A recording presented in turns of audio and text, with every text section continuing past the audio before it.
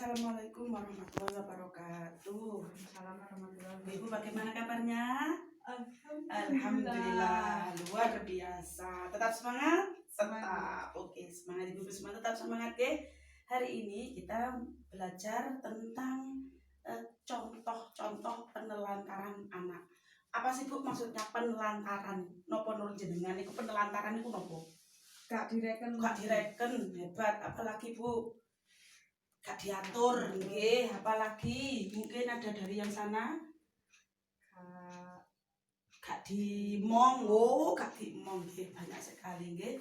Arti kata penelantaran itu berarti anak itu ditelantarkan, istilah celek poncor mungkin dijar-jarno, bah kon mangan, bah enggak, gak diatur. Sementara kan waktu anak-anak dalam setiap hari itu juga mesti ada poin-poinnya, ada waktu tersendiri, waktunya sekolah, waktunya mengaji. Oh kok boleh, nah ini waktunya ngaji. Kalau gak dicari kira-kira anak-anak pulang sendiri apa enggak Bu? Enggak. Oh hebat Ibu.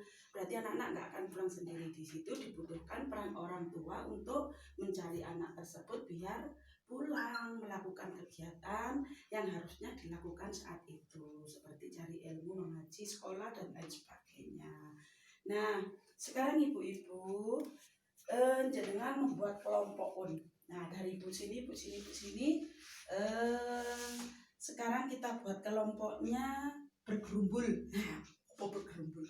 Kita buat 3 kelompok deh, kelompok 1, kelompok 2, kelompok 3. Nah dari kelompok-kelompok itu jenengan tak kasih waktu 5 menit nih masing-masing kelompok untuk berdiskusi dengan teman sekelompoknya tentang contoh-contoh penelantaran yang sering terjadi di lingkungan.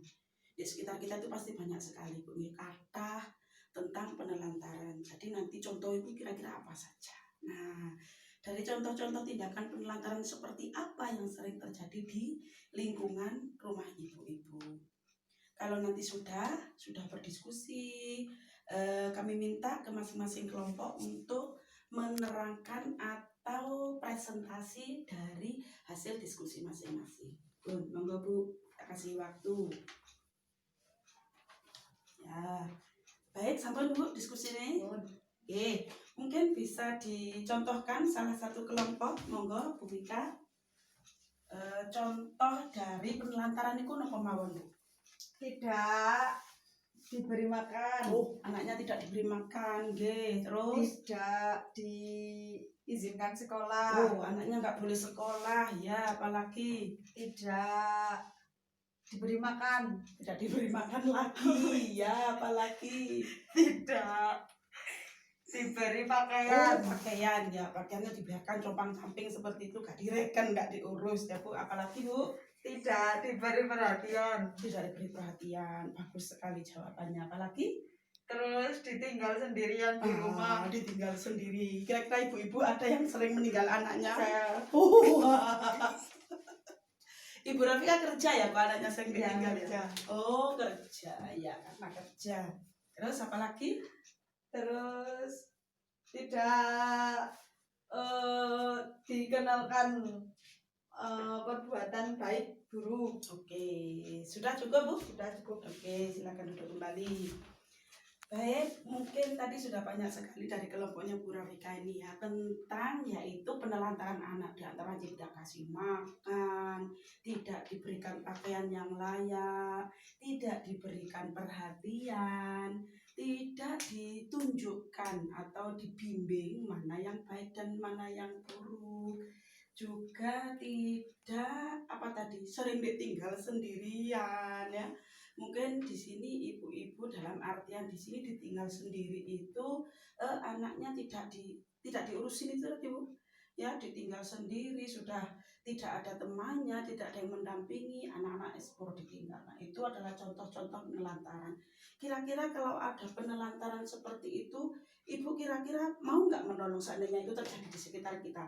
Mau ya, karena kasihan sekali ya Bu, karena anak-anak adalah aset untuk masa depan. Anak-anak adalah masa depan untuk bagaimana bangsa dan negara ini nanti adalah bagaimana masa depannya tergantung pada anak-anak. Jadi diupayakan tidak ada anak-anak yang terlantar. Kalaupun toh misalnya sebuah keluarga terjadi broken home, berantakan dan sebagainya, si anak ini nggak tahu harus kemana. Di situ paling enggak sudah ada panti-panti asuhan atau dinas sosial yang terkait, mungkin ibu-ibu yang ada yang seperti itu, ada anak dari tetangga kita nggak diurusi, monggo nanti bisa dilaporkan ke kami bisa memfasilitasi untuk anak tersebut bisa ditaruh di panti asuhan atau kita laporkan ke dinas sosial, karena di sana juga ada tempat atau wadah untuk anak-anak yang terlantar, biar tidak ada anak-anak terlantar Bu di sekitar kita.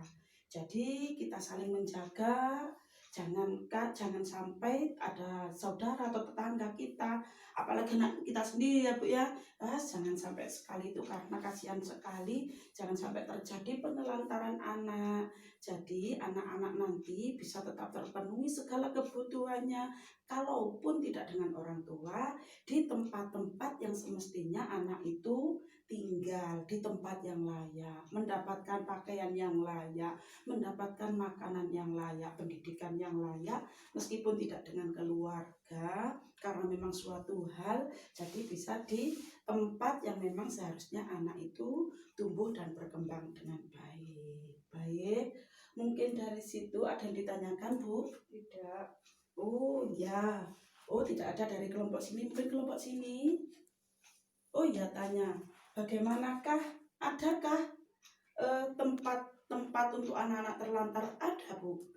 Nah, beruntungnya mereka yang mempunyai, yang ada, meskipun anak terlantar tapi tahu jalur atau tahu jalannya kemana yang sekiranya anak itu bisa dipenuhi kebutuhannya. Jadi seperti yang saya sampaikan tadi, bisa disampaikan ke kami, bisa disampaikan ke desa, mungkin nanti juga desa bisa membantu, atau pihak-pihak terkait yang bisa membantu anak tersebut agar tidak sampai menjadi anak yang terlantar. Baik, bagus sekali Bu pertanyaannya. Mungkin ada yang lain?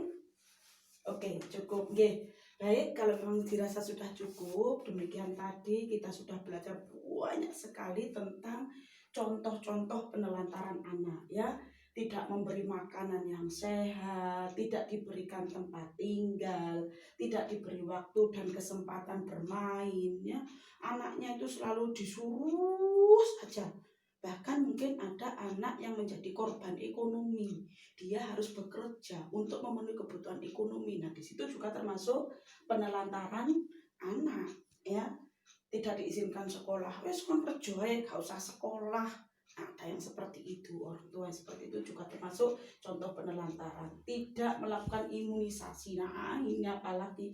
Makanya penelantaran ini sejak sekecil mungkin, imunisasi itu juga harus diberikan sesuai waktunya. Tidak ke posyandu. Di sini Bu ke posyandu Bu?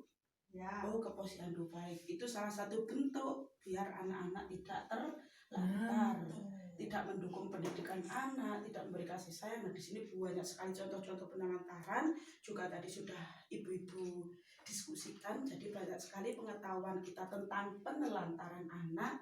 Dengan hal ini diharapkan dengan belajar seperti ini, kita harapkan tidak ada lagi anak-anak yang terlantar di sekitar kita dan maupun di lingkungan yang luas kita. Tidak ada anak yang terlantar, semua anak bisa tumbuh dengan baik dan menjadikan Indonesia menjadi lebih maju. Anak-anak yang sehat, anak-anak yang kuat, anak-anak yang pintar untuk kemajuan bangsa dan negara.